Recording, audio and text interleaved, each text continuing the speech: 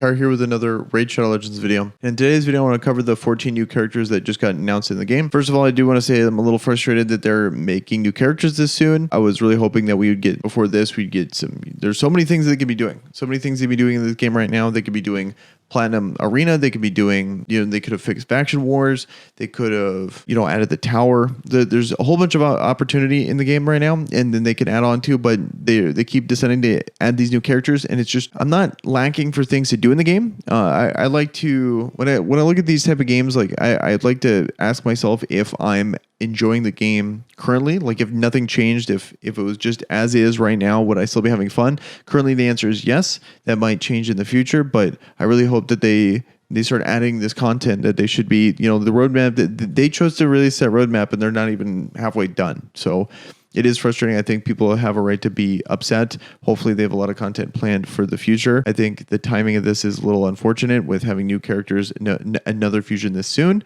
So let's just get into it. Let's talk about the new characters. But that's kind of my quick thoughts on what's going on right now. It's a little frustrating. I should say it's just frustrating. It's just and you can see in the models too. Like a lot of these are reskinned models. I want to have a positive video because as I say all this, I think a lot of people are saying, oh, they're diluting the pool. And I would normally say that. And I've said that in the past when it comes to the other characters that have come out, they just weren't that good. But I think this batch of characters is actually really good. The legendaries at least. But, as they should be, they're legendary. But compared to the other legendaries in the past that they've released, these are actually good. Like there's been some bad ones. All right, so here's the characters. We got Demon Spawn, Dark Elf, Undead Horde, Demon Spawn, and Lizardmen are going to be all the legendaries. The epics are pretty bad. Like one of them is actually pretty good. I think this chick's actually pretty good, but both of them are for the fusion event. So people are going to probably be just fusing them into Brachus. But here, let's break down the characters. So first one is going to be Demon Spawn. So we got this guy, Tyrant. He's probably the one I'm most excited about if, I pull him because he is a direct counter to the Spider. His entire kit just smokes Spider 20, and I'll show you why. So his A1, his attacks one enemy, heals this champion by 25% of the damage inflicted, heals this champion by 50% of the damage inflicted instead if the target is under an HP burn debuff. So his A2, here's the good part of his kit, is attacks all enemies, has a 75% chance or 100% chance of chance of placing a HP burn debuff on all enemies for 3 turns. So that's just going to completely smoke Spider 20. You got the HP burn going for 3 turns on every single spider and the boss. Going to tick for, I believe, 3% of his health every single time a spider goes. It's on a 3-turn cooldown when booked 100% of the time, and then also it lasts for 3 turns. So you're never not going to have a complete AoE HP burn on the spider boss. And as a person that has Ignatius and uses Ignatius consistently to beat Spider 20, this is just significantly better. The one thing that Ignatius has over him is that it's unresistible, which is great. But the cooldown is so much longer on Ignatius. Having this on a 3-turn is going to be fantastic. You're not going to worry about it falling off. And the HP burn lasts, a turn longer. It's just going to be fantastic for Spider. And then A3 places a 50% ally protection buff on all allies except this champion for 2 turns. And then also places a 60% increased defense buff on all allies for 2 turns. Having this on a 3-turn cooldown when booked is awesome for a increased defense buff, especially if you need to take him into the clan boss. I don't know if he would be the best there, but he does have, a good defense up for the team. And then lastly, he has decreases damage inflicted by enemies under an HP burn debuff by 10%.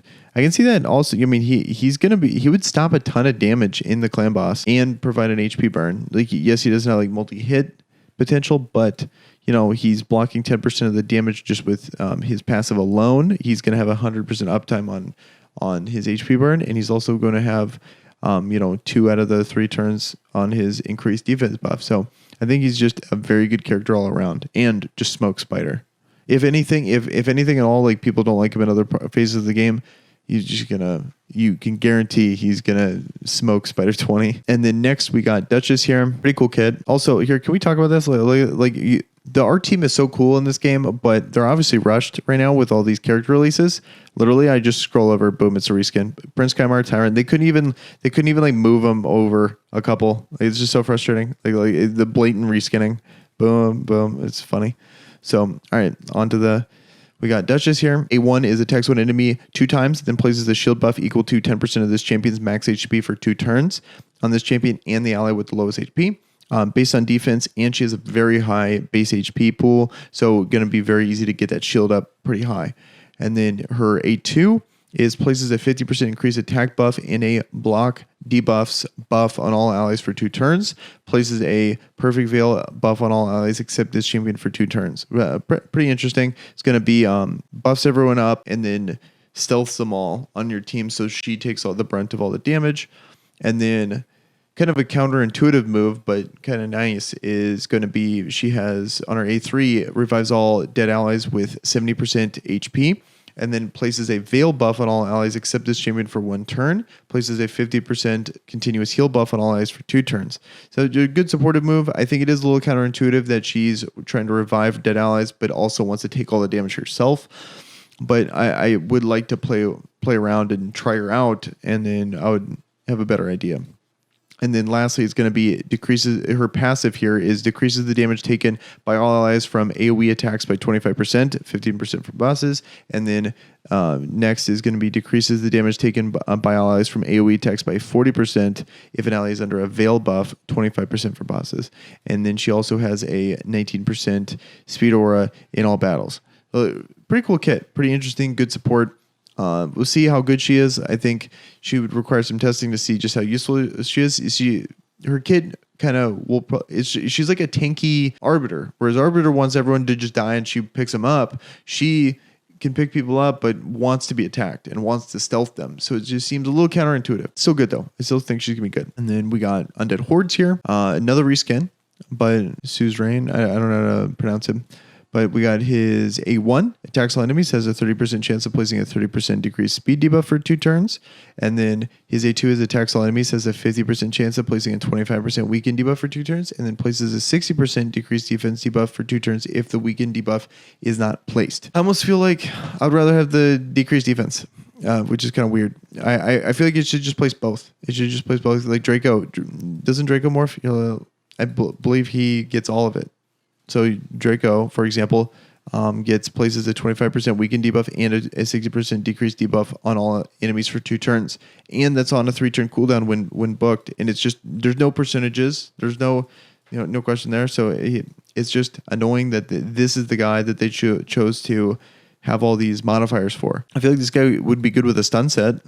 Stun set, he has a good A1 for it, so like decreases speed and stuns so gets some stuns off. And then he has a pretty interesting A3, which is removes shield, block damage, and unkillable buffs from all enemies, then attacks them, places a 100% heal reduction debuff on all enemies for 2 turns. This effect cannot be resisted. So I wonder if that means the entirety of the effect cannot be resisted or starting from the point with the heal reduction. A lot of these things are worded a particular way and then they don't play out exactly how you'd expect them to. So hopefully someone can get some footage of this guy doing his A3 and we'll know exactly what's unresistible if, he has to worry about glancing strikes when it comes to the removal of the buffs, or if it's just strictly an accuracy check and then he attacks afterwards.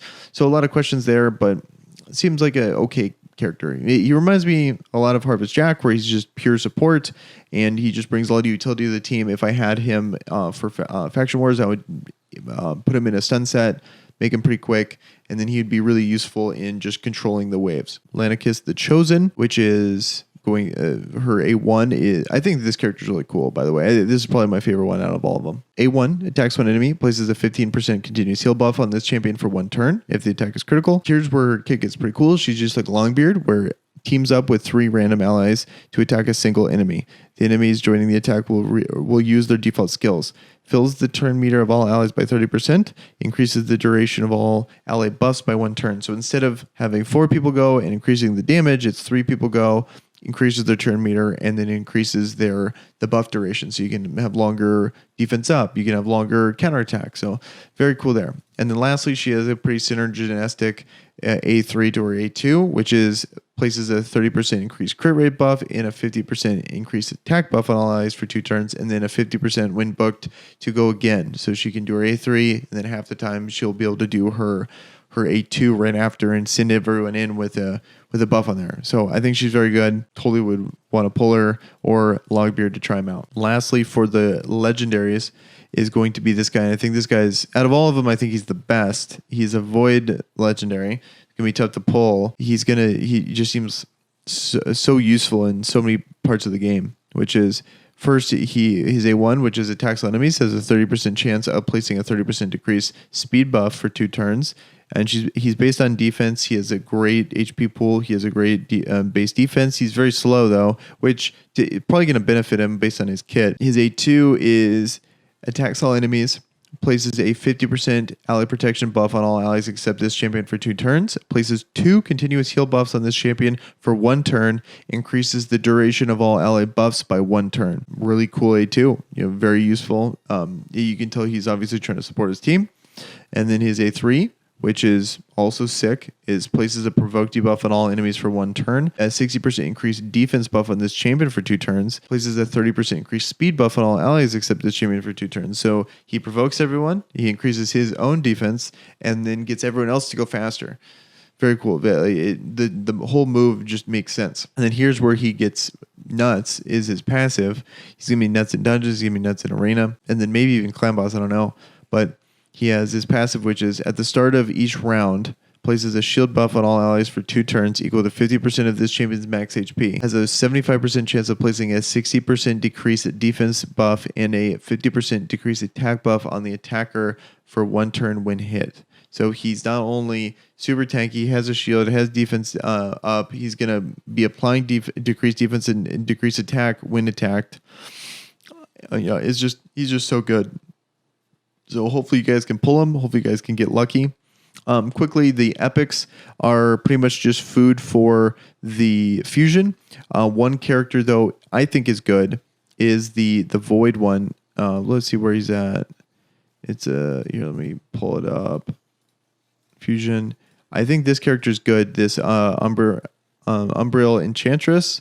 So she has a interesting kit, very unique, which is, so her A1 is boring. It's attacks one enemy, damages proportional to this champion's current HP. Her A2 is attacks all enemies, has an 80% chance of placing a block buff debuff for 3 turns. Really lock out arena teams. Like no speed buffs, no attack ups. It'd be very, very cool to be able to land that. And then lastly, here's where she's really unique, is attacks all enemies, has an 80% chance of placing a provoke debuff for 2 turns. So an AoE provoke for 2 turns, which is very rare. Even Molly has that half the time, like it's random for her. Places an unkillable buff on this champion for 2 turns, places a block cooldown skills debuff on this champion for 5 turns. So she locks herself out. So she's going to be unkillable. The entire team is going to be provoked for 2 turns, and she becomes unkillable. So but then she just has a block cooldown, so she locks herself out. It's essentially the whole play, if you're going to build a comp around her, is, hey, I'm going to do this move and I'm going to try to win in 2 turns. And if you kill the team, which should be very easy to do because they're all taunted or all provoked. So very cool move. Don't sleep on that. It is a little counterintuitive to see block cooldown skills debuff not on herself, but I think that's a really sick trade-off to get a free win in arena. All right, guys. Well, that should do it for this video. What do you guys think of the new characters? Let me know down in the comments below. And you guys have a good one. Peace.